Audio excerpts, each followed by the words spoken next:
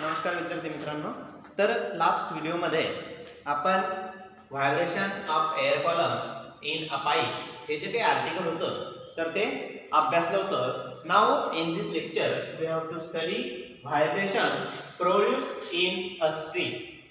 Vibrations produced in a string म्हणजे या ठिकाणी आपल्याला आता स्ट्रिंग मध्ये जे व्हायब्रेशन त्या ठिकाणी तयार होतात तर त्याचा काय करायचा आहे, स्टडी करायचा आहे. मग आता आपण असं म्हटलं की या ठिकाणी ही एक स्ट्रिंग आहे असं मी मानतोय, जिचे दोघं एंड जे काय आहे ते फिक्स आहे. बघा, consider a string having both ends are attached to or fix to the rigid support.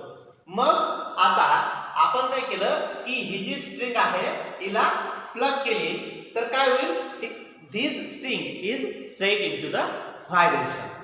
He string कशामध्ये येईल, under vibration.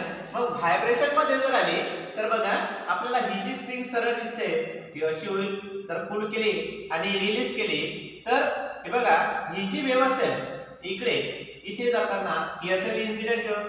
But when this wave is incident on a rigid support, then this wave get reflected. जेव्हा ती reflect होईल तेव्हा तिच्यामधला जो phase difference असेल तो पाय असेल. बघा फेज डिफरन्स कितीचा असेल, पाय एवढा असेल. पण याच्यावरून आपल्याला काय म्हणता येतं की जे आपण रिफ्लेक्शन ऑफ वेव्ह आर्टिकल बघितलं तर त्याच्यामध्ये असं म्हटलं होतं की crest is reflected as trough और trough is reflected as crest when the wave is traveling from the rarer medium and incident on the denser medium. मग आता आपण असं मानलं की या इथून जर ही वेव्ह जाते आहे तर इथे रिफ्लेक्ट होणार ना. जर इथे ट्रब होती तर इथे काय म्हणून रिफ्लेक्ट होईल, क्रिस्ट म्हणून. किंवा सिंपली त्या ठिकाणी इन्सिडेंट वेव्ह ही रिफ्लेक्ट झाली की तिच्या फेज डिफरन्सने तर पायच्या, कितीच्या फेज डिफरन्सने रिफ्लेक्ट झाली, पायच्या. आणि जेव्हा ती वेव्ह या ठिकाणी आपल्याला रिफ्लेक्ट होईल तर ती परत इंटरफर होईल आणि इंटरफर करेल आणि त्या ठिकाणी आपल्याला रिझल्ट काय मिळेल, असा लूपच्या फॉर्म मध्ये मिळेल. बघा या पद्धतीनं, कारण हे बघा एक होती इन्सिडेंट वेव्ह आणि दुसरी होती रिफ्लेक्टेड वेव्ह. परंतु आपल्याला इथे काय म्हणायचं आहे की ही जी स्ट्रिंग आहे ती अशा पद्धतीनं व्हायब्रेशन मोड मध्ये आणली की जेणेकरून त्या स्ट्रिंगच्या सेंटरला काय तयार होईल, अँटीनोड तयार होईल. आता अँटीनोड म्हणजे काय, the maximum displacement, the point at which displacement of the particle is maximum और amplitude of vibration is maximum. Then आता बघा जर त्या ठिकाणी एम्प्लिट्यूड ऑफ व्हायब्रेशन किंवा डिस्प्लेसमेंट जी काही आहे ती जर मॅक्सिमम असेल, बघा मॅक्सिमम असेल कुठे पाहिजे तर सेंटरला. Means what, as this string is pulled at the centre or we apply the force on the center of the string and we remove that force, then what will be happen, the string is into the set into the vibration. मग तिच्या vibrating मोड मध्ये येईल तर त्या ठिकाणी असं एक loop तयार होईल. बघा एक लूप तयार झालं. हे जर लूप तयार होत आहे तर व्यवस्थित लक्षात घ्यायचं. मी वाटल्यास डायग्राम थोडीशी अजून त्या ठिकाणी मोठी काढतो म्हणजे आपल्या लक्षात येईल.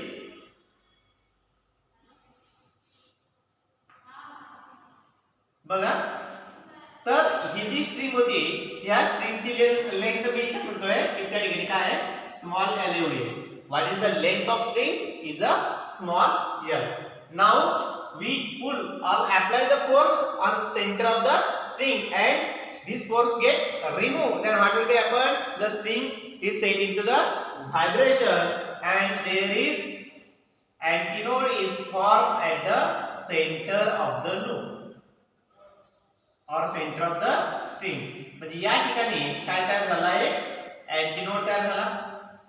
कारण इथे डिस्प्लेसमेंट जी काय होती, मॅक्सिमम होती. त्यानंतर इथे असेल नोड आणि इथे पण असेल नोड, आपल्याला माहिती आहे ते आपल्याला गेलेलं आहे. बघा तर ह्या पद्धतीनं आपल्याला इथे बोलता येईल. मग ही जी वेवलेंथ आहे, वेव्ह आहे, हिची वेवलेंथ आहे लॅम्बडा एवढी. मग आपल्याला बघा इक्वेशन माहिती आहे का v is equal to n lambda, velocity of wave. v is equal to n lambda, then n is equal to v upon lambda. बघा, परंतु this tends to what? v is equal to under root of t upon n. What is t? T will be the tension in a string. T is what? Tension in a string, and small m with the linear density of the string. What is mean the linear density? Linear density is a mass per unit length. Linear density is what? Mass per unit length, means m upon l. Right? Linear density. T is what? Tension in a string. V is the velocity of wave. Now, this tends to what? N is equal to 1 upon lambda into under root of t upon m. लक्षात घ्या.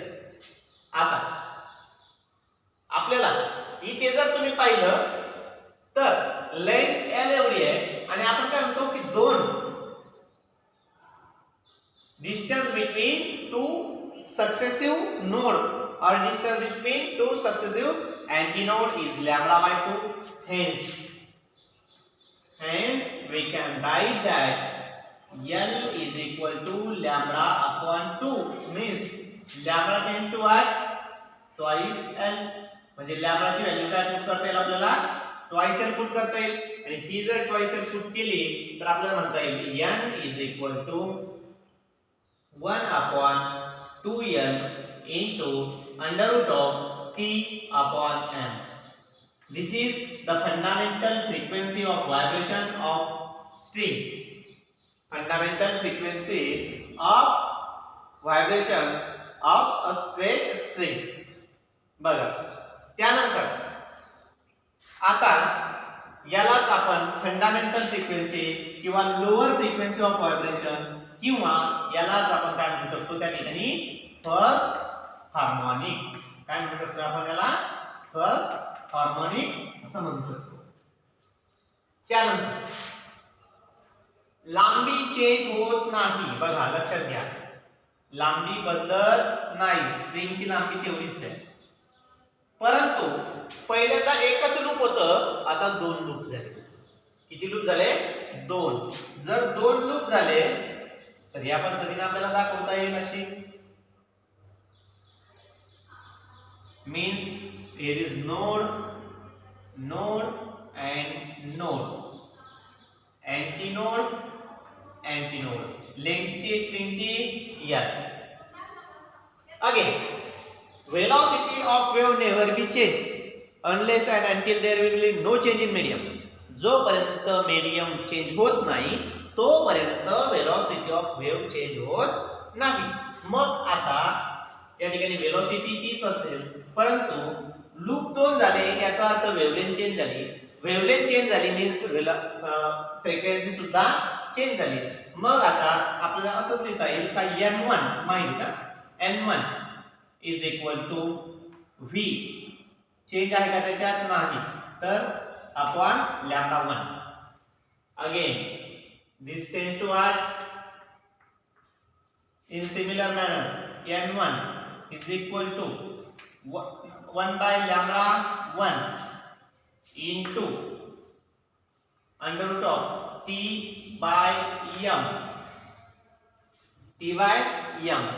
Now, आता इथे बघा, distance between two successive node lambda by 2 means हा असेल lambda by 2 आणि हा असेल lambda by 2. lambda by 2 plus lambda by 2 means 2 lambda by 2. माहिती काय येईल? 2 lambda by 2. आणि ते किती एवढी? तर ती लांबी आहे L एवढी. ती जर L एवढी असेल तर 2 लॅम्बडा, बघा, किंवा lambda is equal to lambda is equal to 2l upon 2, बरोबर, 2l अपॉन 2. सिंपली तुम्ही असं पण म्हणू शकता की 2 two get cancel, lambda is equal to l means इथे आता लॅम्बडा आहे का, नाही, तर इथे lambda 1, lambda 1 is equal to l. टाकायची किंमत this tends to add 1 by l into under root of t upon m. मी काय केलं, न्यूमरेटर आणि डिनॉमिनेटरला 2 ने मल्टिप्लाय केलं. 2 ने जर मल्टिप्लाय केलं तर काय मिळेल, 2 into 1 upon 2l under root of t upon m. बघ काय करतोय, त्या ठिकाणी 2 ने मल्टिप्लाय आणि डिवाइड केलं तर काय झालं, हे इक्वेशन मिळालं. परंतु 1 upon 2l, बघा 1 upon 2l into t by m is a fundamental frequency of vibration, means n1 is equal to 2n. याला म्हटलं आपण सेकंड हार्मोनिक. काय म्हटलं याला, second harmonic, or it is the higher integral multiple of fundamental frequency, hence it is the first overtone. काय म्हणतो आपण याला, सेकंड हार्मोनिक और फर्स्ट ओव्हरटोन ची काय झाली, फ्रिक्वेन्सी झाली. त्यानंतर नेक्स्ट, या फर्स्ट मोड होता किंवा फंडामेंटल मोड, हा सेकंड मोड. आता थर्ड मोड साठी जाणार. लेंथ स्ट्रिंगची तीच, बघा स्ट्रिंगची लेंथ चेंज होते का, नाही होत, स्ट्रिंगची लेंथ तेवढीच आहे. त्यानंतर string is set into the vibration so that there are 3 loops are occur. किती लूप आले पाहिजे, आता 3 आले पाहिजे. 1 2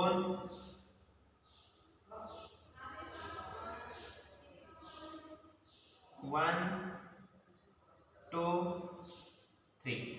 ओके, 1 2 3.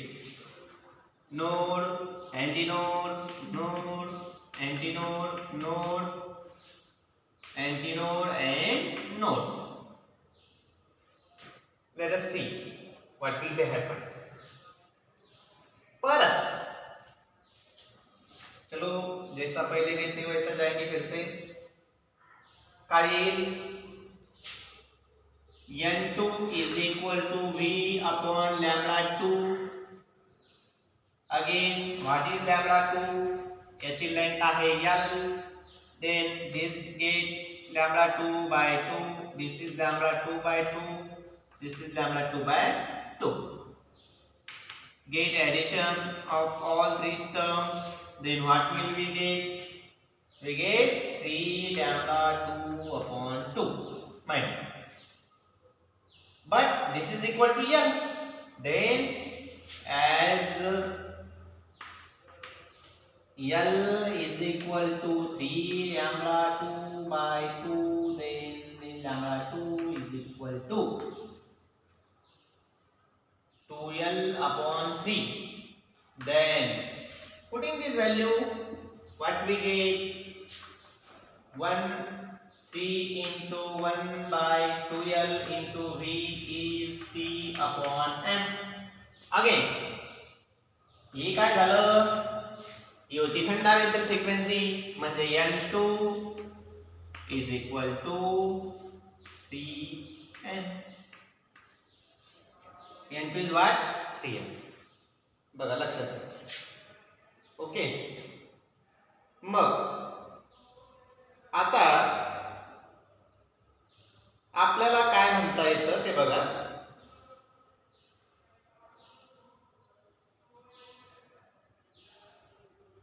इथे असं म्हणता येईल की हे जे काय आहे हे आहे third harmonic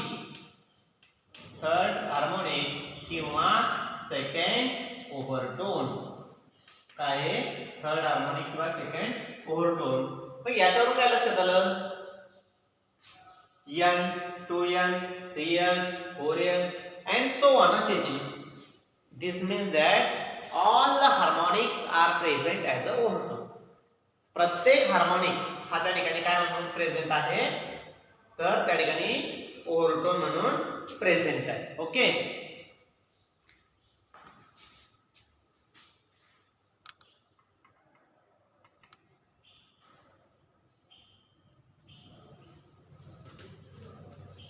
next article is law of vibrating string.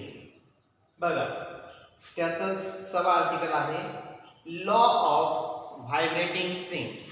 There are 3 laws of vibrating string. First one is law of length. Law of length. Second one is law of tension. And third one is law of linear density. Mind. पहिला आहे law of length, दूसरा आहे law of tension आणि तिसरा आहे law of linear density.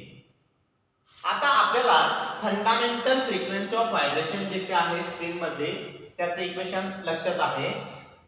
Fundamental frequency of vibration n is equal to 1/2L under root of T/m. बघा ह्या equation वरती हे तिघ लॉ जे काय आहेत ते डिपेंड करतात.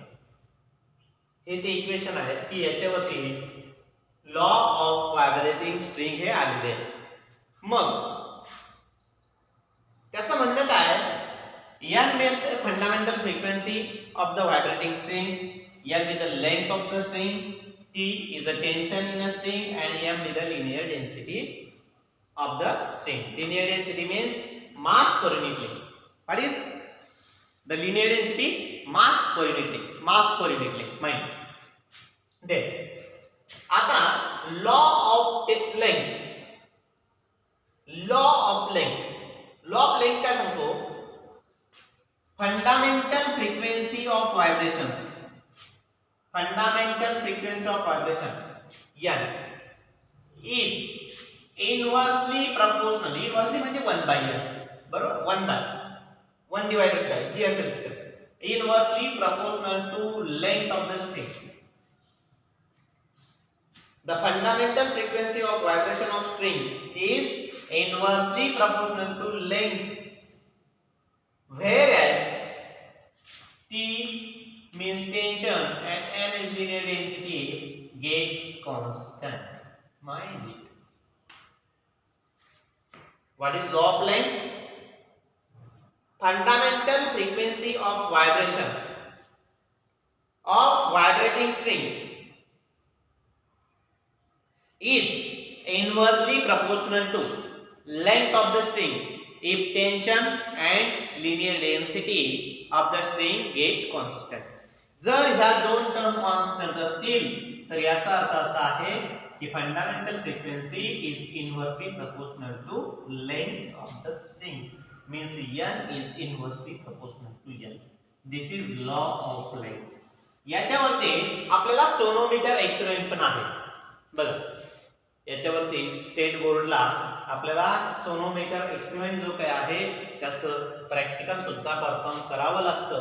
मग त्या ठिकाणी एक गोष्ट आपल्या लक्षात येतं की जेव्हा आपण ते प्रॅक्टिकल परफॉर्म करतो तर त्यावेळेस आता याचं एक्सपेरिमेंटल व्हेरिफिकेशन जर बघितलं तर बघा व्हायब्रेटिंग लेंथ जशी जशी फ्रिक्वेन्सी वाढत जाते लक्षात घ्या असा आपल्याला एक कॉलम असणार. बघा लक्षात घ्या असा एक येतो चार्ट येतो. या चार्ट मध्ये असतं फ्रिक्वेन्सी, इकडे असते लेंथ. मग फ्रिक्वेन्सी आपण म्हटलं 1500 सॉरी फ्रिक्वेन्सी 512 480 426 त्याच्यानंतर 384 341